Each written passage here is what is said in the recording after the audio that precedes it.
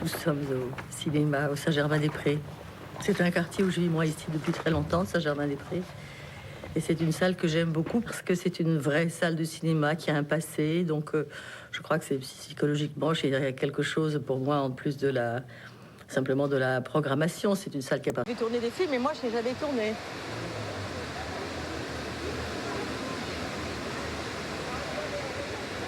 C'est vraiment une belle ville, hein, quand même, Paris. Vraiment incroyable.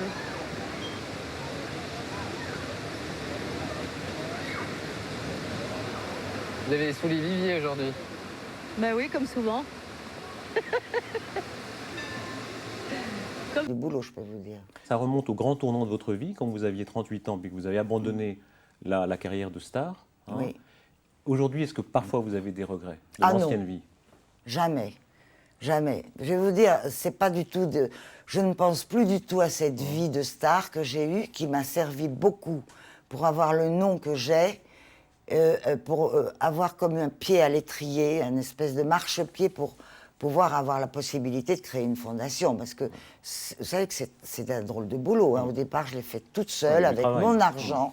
J'ai tout vendu, ce que j'avais, pour avoir les fonds. J'ai donné ma maison, la Madrague, à ma fondation. Vous avez seulement l'usufruit. J'ai l'usufruit et je donnerais ma vie, si ma vie pouvait contribuer à arrêter toutes les souffrances des animaux, les souffrances inutiles des animaux dans le monde, je vous jure que je donnerais ma vie. Vous avez eu une vie, une carrière extrêmement flatteuse. Je lisais que pendant 10 ans, vous avez été la femme dans l'univers la plus photographiée de tous les temps. Vraiment, on n'a aucun regret de ça. Il n'y a pas un moment où vous regardez dans la glace, où vous dites c'était une belle époque. Écoutez, d'abord, j'ai pas le temps de me regarder dans la glace. Ensuite, quand je me regarde dans la glace, j'ai quand même 28 ans de plus. Hein. Et bon, alors le résultat n'est pas tout à fait le même. Mais le fait de me dévouer à une cause, qui est la cause animale, fait que moi, je suis en retraite, tout ça. Je ne pense plus à ça, à moi, à mon physique, à ce que j'ai été. Je pense à ce que je fais et au bien que je peux apporter. Mais il y a des actrices qui reviennent. Vous avez vu peut-être Catherine Deneuve dans un film Mais elles récent, sont toutes... Palais Royal. vous allez me comparer à Catherine Deneuve, merci. Vous auriez pu trouver mieux. C'est pas terrible. C'est pas flatteur, c'est vrai? Oh bah écoutez, madame regarde son nombril, c'est bien, mais enfin bon, il y a autre chose à faire dans la vie. Pour vous, ces actrices qui reviennent sans cesse, c'est une erreur? Écoutez, chacun fait ce qu'il veut. Moi, en tout cas, il n'est pas question que je revienne. J'ai donné ma vie à une cause. Et disons que c'est un sacerdoce, que j'ai pris une religion qui est la religion des animaux et à laquelle je donne ma vie. Voilà. S'il fallait remonter à l'origine, cet engagement. La première chose de Vuitton que j'ai eue, c'est une valise de maquillage que j'ai fait faire. Enfin, elle existait, mais c'était pas une valise de maquillage à l'époque. C'était une espèce de grande boîte comme ça, très solide, avec des angles en métal, vraiment comme les gros bagages, mais dans une forme, disons, plus raisonnable de taille. Je me souviens que j'avais fait faire un grand miroir aussi dans le fond du couvercle pour pouvoir l'emmener sur les tournages. Et ça, je me souviens que je l'ai fait faire au moment où je tournais Les Demoiselles de Rochefort, donc c'était dans les années 66. Oui.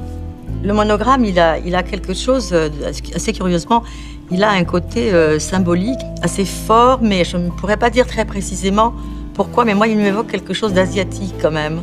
Pour moi, symboliquement et visuellement, quand je le vois, c'est quelque chose de mystérieux.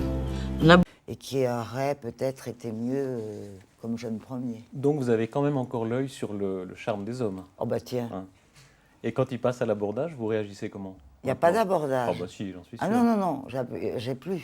Ah, vous n'avez peut-être plus, mais Non, certains essaient, j'imagine. Je suis en encre flottante, je ne suis pas au port. Mais l'homme qui se dit, voilà, Brigitte Bardot, c'est un mythe, et qui tente sa chance. Non, ça, c'est fini, ça. C'est une page tournée aussi. On ne séduit pas à 71 ans. Ça je vais vous dire, non. Alors là, je voudrais bien que vous me donniez un exemple. Non, c'est fini. Chacun a ses plaisirs. Moi, j'ai passé ça. Je suis très très bien avec un homme qui vit avec moi. Je ne suis pas à l'abandon. Et je m'occupe des animaux et j'ai complètement oublié ce que c'est que la séduction. On y croit? Ah ben écoutez, vous pouvez me croire, sinon c'est pas la peine de me poser des questions. Vous donnez votre âge, vous en parlez très librement, vous assumez le vieillissement, hein, contrairement à beaucoup d'anciennes actrices. Vous les voyez, ces actrices qui sont un petit peu tirées de tous les côtés. Quel regard vous avez sur elles? Je trouve que c'est dommage que tout le monde ait la bouche en revers de pot de chambre, là, en rebord de pot de chambre, mais bon, à part ça, chacun fait ce qu'il veut. Mais vous, ce serait exclu, par exemple, Oh, bah, d'imaginer des écoutez, choses vous me pareilles. voyez. Vous parlez très librement de l'âge. C'était ça En fait, votre ce que je question? voulais vous demander, c'est que je voulais vous demander qu'est-ce que vous préférez, Mick Jagger ou Benjamin Biolay? Ah non, j'aime beaucoup les deux et là vraiment il n'y a pas de, on peut pas choisir. Je ne vois pas pourquoi il faudrait choisir d'abord. Déjà dans la vie c'est difficile de choisir, mais alors après un concert comme ça, non. Oh non, non, c'est pas pareil. Ah non, j'aime beaucoup les deux.